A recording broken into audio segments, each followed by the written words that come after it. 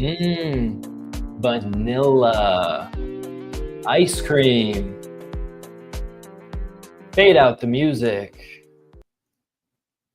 All right, today's all about vanilla ice cream. Today is all about the fact that AI will replace most coaches and consultants. Why? Because most coaches and consultants all sound the same. Now, they're not the same on the inside, but they're the same on the outside. And with the competition of the market, with a million different coaches running a million different funnels, and everyone's got marketing, and everyone's creating content, and everyone's putting out posts, and everyone's using ChatGPT, it means that they're going to get lost in the noise, and they're going to, fail.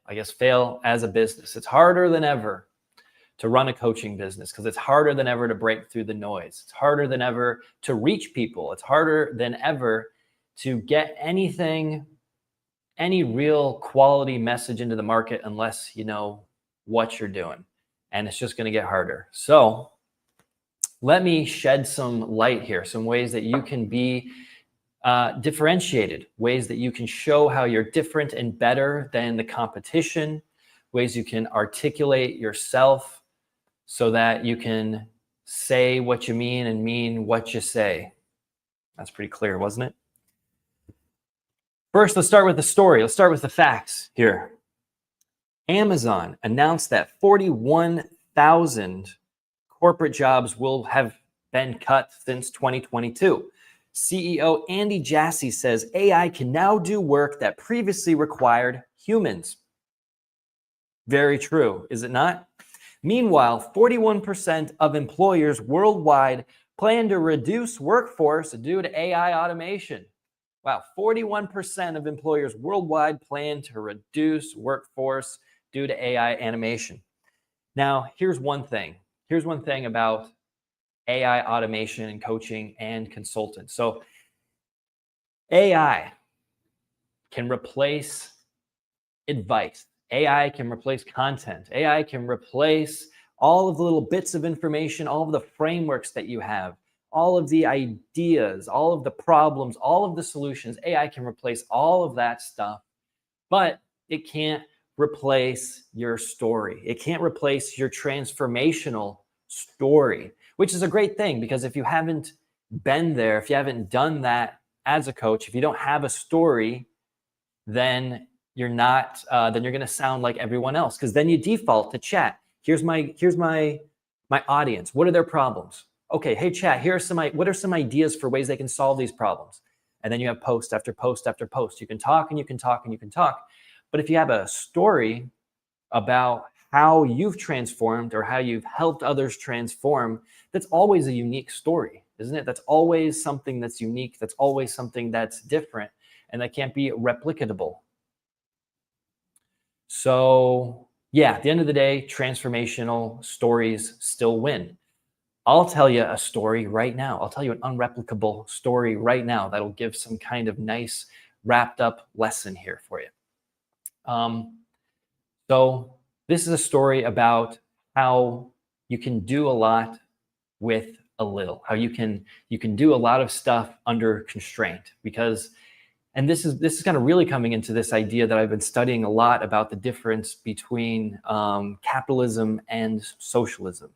The idea of having constraints and taking things away versus putting a lot of money into something. So it started, I was watching this talk by Milton Friedman, and he's talking about the idea that a lot of social systems, what they're doing is they're putting money into a system as a way to improve it. So you have something that's not working. Well, let's put more resources into this thing so that we can better improve it.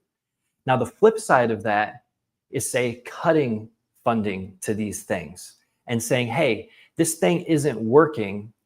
Let's cut funding to it. Let's not just give more resources, but let's see more of what we can do with what it has. Something like that in a nutshell. So this is something that's happened to me in life, and that has extremely helped out my lead generation process in the past week or so. My ability to have better quality leads and better marketing under constraints. So rather than, and what I've been doing is finding new ways to generate leads, to reach out to new people, to come up with new lists, to reach out to second and third degree connections on LinkedIn, to use different email strategies, whatever that is, to use enrichment, to put money into an app called Lemlist that I'm using to enrich these leads, to get their email addresses and to get their LinkedIn profiles and to get all the information that I could ever need so I can have better outreaches. Well, instead of doing that, I did the opposite. I said, hey, instead of putting more money into client enrichment, instead of going after new leads, how can I get more out of the leads that I have right now?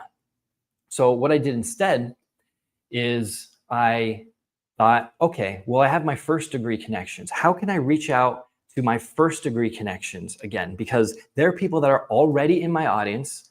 I'm not going to have to pay for their email addresses, and they know me a bit more than other cold audiences, say second and third degree connections I'm sending emails to. How can I send messages to them?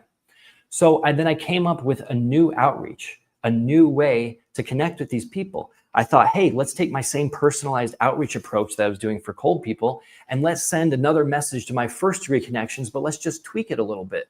Let's piggyback off of the previous message that I have and make this message a completely new one. And so now I'm getting almost a third better of a response rate sending this message to people in my first degree connections that I've already sent a message to about a month ago, and I'm getting a much better response rate, all because I decided to work under constraint. Rather than just pouring more gasoline onto a situation, rather than thinking I need more enrichment, I need new leads, I need more stuff, I said, how can I do better with what I have right now under a constraint, with less money, with less resources? And it's allowed me to innovate, allowed me to do more, and it's allowed me to have a better result. How amazing is that? Spending less money and getting better quality outreaches. More people saying, yes, Ryan, tell me more. Yes, Ryan, make me that video. Yes, I want to talk to you. Yes, I want to buy from you. That's literally what's happening under constraint. And it just made me think of this idea of, I don't know if it's capitalism versus socialism. I don't know if it's, I don't know what it is exactly, but it's some idea that how can people can do a lot under constraint, and people can actually innovate more when they're under constraint. People do better under pressure. When people don't have a lot, they find ways to innovate and they find ways to make things better. And I don't think it's a good idea that just because somebody is going through a tough time or they have a tough situation, that the answer is to give them things, that the answer is to, make their lives easier.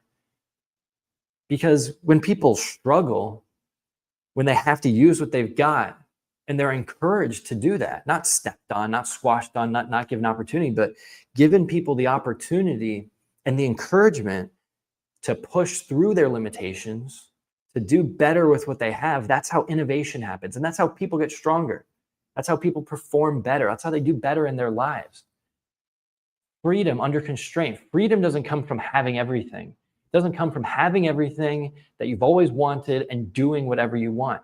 Freedom happens within the limitations of constraint. It happens under rule, under law. That's something I'm learning more about. That's something I'm figuring out here. Don't think the best way to help people is to make life easy for them,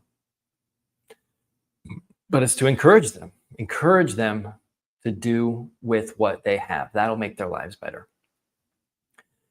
Good stuff, guys. Let's see.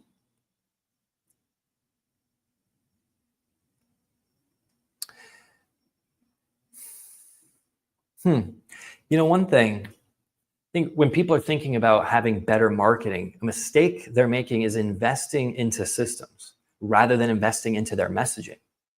So this is the difference between doing what everyone else is doing and sounding generic versus doing something that's really going to make you stand out and feel authentic and feel personable. So just because everyone else is out there with a funnel and a video sales letter, doesn't mean that that's the right thing for you. Just because everyone has a landing page that looks beautiful and has this certain flow and they're saying all these same things that other executive coach is saying the same things this way, that you should be saying things like that too, because this is going falling victim to what we call the funnel first fallacy. It's the idea of putting tactics ahead of your messaging. When you put tactics ahead of your messaging, that's where you sound generic and you don't cut through the noise and people don't reach out to you and your stuff doesn't convert, because the tactics everybody can copy. Everybody can go to ChatGPT. Everyone can look at everyone else and copy tactics. But what they can't copy is great messaging. When you have a unique methodology that you articulate with a proprietary way of doing things, a unique look at the problems that your market is going through, call this your root cause, a unique take on how someone can be solving the problem, your big idea. We need to think about messaging first. When your core is unique, when your core is authentic, when your core sales messaging is unique and authentic, then all of the tactics automatically, by default, become differentiated and they start converting as a byproduct.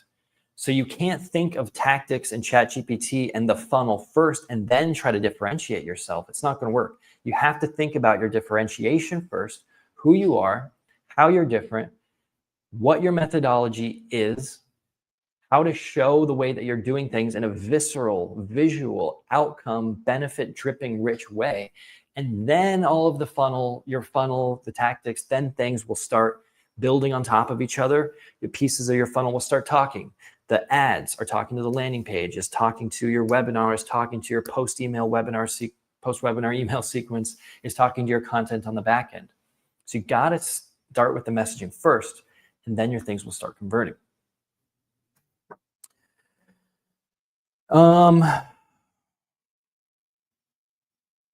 All right. It's pretty good. That's pretty good. Everyone, have a nice Tuesday.